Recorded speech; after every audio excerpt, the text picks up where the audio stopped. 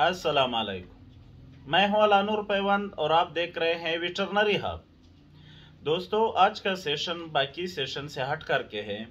अक्सर लोग मुझसे व्हाट्सएप पर राबिता करते हैं, अपने जानवरों की बीमारियों के बारे में पूछते हैं।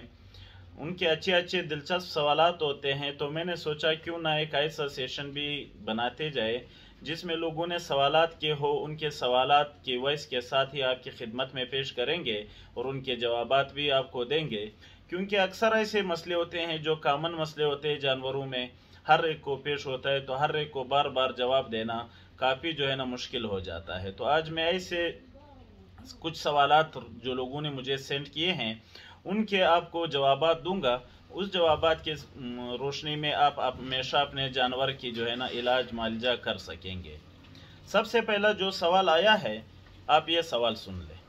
अस्सलाम वालेकुम सर, क्या हाल है? ठीक हो? अच्छा सर, मेरा बड़ा जानवर जो है ना बार बार गैस कर जाता है।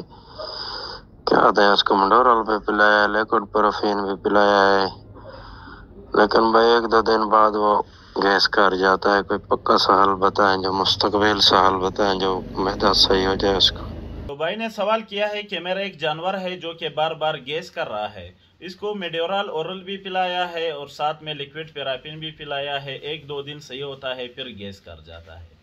तो मेरे भाई, अगर आपके जानवर को इस तरह का कोई मसला है कि वो बार बार गैस कर रहा है, सबसे पहले तो हम इसे फॉरेन बॉडी के लिए, नॉन मेटेलिक फॉरेन बॉडी के लिए सस्पेक्ट करते हैं। सबसे पहले आपने किसी डॉक्टर को बुलाना है जो इसके अल्ट्रासाउंड कर सके, उसके रोमन के अल्ट्रासाउंड करे और पता चले कि कहीं इसमें प्लास्टिक बैग वगैरह या रस्सियाँ वगैरह कुछ जानवर ने तो नहीं खाया है। क्योंकि जानवर जब प्लास्टिक वगैरह खा लेता है या प्लास्टिक की रस्सियाँ या कपड़े वगैरह खा लेता है, यानी जो पाइका वाला जानवर होता है वो अक्सर इस तरह की चीज़ें खा लेता है, तब वो जाकर बार बार जो है ना वो उसको अपारा हो जाता है, बार बार उसको गैस हो जाता है। लेकिन अगर उसको कोई मसला नहीं है, उसने प्लास्टिक वगैरह नहीं खाया, रूटीन का ये मसला है उसको, सबसे पहले इसकी डिवर्मिंग करें। क्योंकि जो वर्म्स होते हैं पेट में, पेट के कीड़े जो होते हैं, उनकी वजह से भी इस तरह का मसला दरपेश हो सकता है। सबसे पहले उसकी डिवर्मिंग करें। डिवर्मिंग के बाद उसको जो है ना, फिर भी अगर ये मसला रहे तो आप हिपापास, हेपागन या बायोहिपा, कई कंपनियों के आते हैं, इस फार्मूले में आप कोई भी इंजेक्शन इस्तेमाल करें, साथ में मेडोरल ओरल और लिक्विड पैराफिन दे और ईस्ट का इस्तेमाल जानवरों में करें, तो इंशाल्लाह इस मसले से आप बच कर के रहेंगे। बढ़ते हैं अगले क्वेश्चन की तरफ, आप ये सुने। और ब्रदर की हाल ठीक है? अच्छा यार, साडी बकरी पिछा मारती है, इनके वास्ते केड़ा टीका या केड़ी चीज इस्तेमाल करिए असी? अच्छा, तो इस भाई ने सवाल किया है कि मेरा एक बकरी है जो कि गबन है, वो बार बार पीछा निकालती है, ओन्स निकालती है। कोई ऐसा इंजेक्शन बताए जिससे जानवर बच्चा ओन्स नहीं निकाले या उससे पीछा नहीं मारे।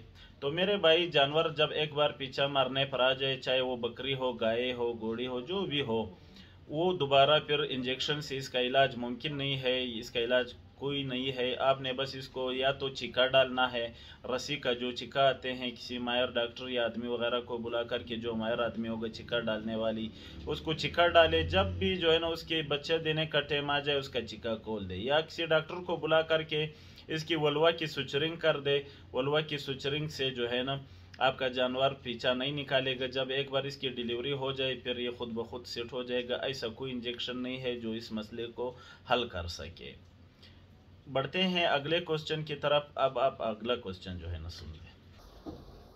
अस्सलाम वालेकुम डॉक्टर साहब। डॉक्टर साहब, एक गां है ते ਇਹਦੇ ਦੋਵੇਂ ਕੰਨ ਵੀ ਸੁੱਕ ਗਏ ਨੇ, ਇੱਕ ਟੁਪੂਮਲੀਆਂ ਸੁੱਕ ਕੇ ਡਹਿ ਗਈਆਂ ਤੇ ਇੱਕ ਪੈਰ ਹੀ ਖਰਾਬ ਹੋ ਗਿਆ ਤੇ ਇਸ ਦੀ ਪੁੱਛਲ ਵੀ ਸੁੱਕ ਗਈ ਅਤੇ ਟੁੱਟ ਗਈ, ਸੁੱਕ गई तो उस तरह कमजोर होती जा रही है। ਇਹਦੇ ਬਾਰੇ थोड़ी मशवरा दिया है। इस भाई का सवाल है कि एक गाय है जिसके दोनों कान सूख गए हैं, उसके कुर भी गिर गए हैं, एक पाँव के कुर भी गिर गए हैं, दुम भी उसकी गिर गई है, सूख कर गिर गई है। इस गाय का कोई इलाज बता दे। तो मेरे भाई, ये जो है ना एक बीमारी है जिसको डेग नाला बोलते हैं। ये डेग नाला की बीमारी है। इसमें जानवर की जितने भी लटके हुए अज़ा होते हैं, चाहे वो कान हो, दुम हो, कुर वगैरह हो, अक्सर जो लटके हुए, बाज़ औक़ात हैवाना भी उसका जो है ना सूख जाता है, उसके तन भी सूख जाते हैं। तो जितने भी लटके हुए उसके अज़ा होते हैं उनको सूखना शुरू हो जाता है, उसकी ब्लड सप्लाई रुक जाती है, फिर वो गिर जाते हैं। तो डेग नाला होता क्या है? इसकी ये जो है बेसिकली एक फंगल बीमारी है। ख़ासकर जो फफूंदी वाली आप रोटी के टुकड़े वगैरह जानवर को खिला रहे हैं, या अगर आप पराली बारिश ने के साथ पड़ी हो, जिस पर पराली पर बारिश हुआ हो, चावल की जो पराली है उस पर बारिश हो जाए तो वो काली हो जाती है, उसको फफूंदी लग जाती है। ऐसी पराली अगर आप अपने जानवर को डाल रहे हैं तो अक्सर ये बीमारी जो फफूंदी है इसकी वजह से होती है। ये एक फंगल बीमारी है। इसमें आपने इस्तेमाल क्या करना है, सबसे पहले आपने फेंटा सल्फेट एक आता है मार्केट में, बेसिकली तो हमें 4-5 जो सल्फेट है सब खिलाने पड़ते हैं, लेकिन सब आप मार्केट से जमा नहीं कर सकते हैं। तो पाकिस्तान में एक प्रोडक्ट आता है फेंटा सल्फेट के नाम से, जिसमें तमाम सल्फेट डाले गए हैं। आप वो इसको शुरू कर दें, साथ में मिनरल मिक्सचर का इस्तेमाल कर दें।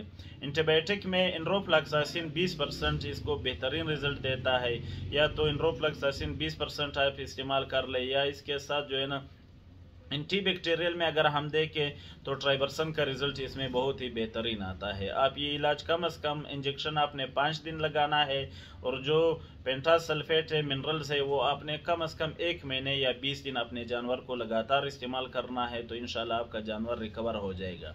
वैसे मेरा इंशाल्लाह अगला वीडियो जो मैं बनाऊंगा वो डेग नाला पर होगा। एक बहुत बड़ा टॉपिक है, इस पर अलग से एक वीडियो भी बनाऊंगा, लेकिन ये एक अर्जी मैं आपको बता रहा हूँ, इसी हिसाब से आपने लेके चलना है।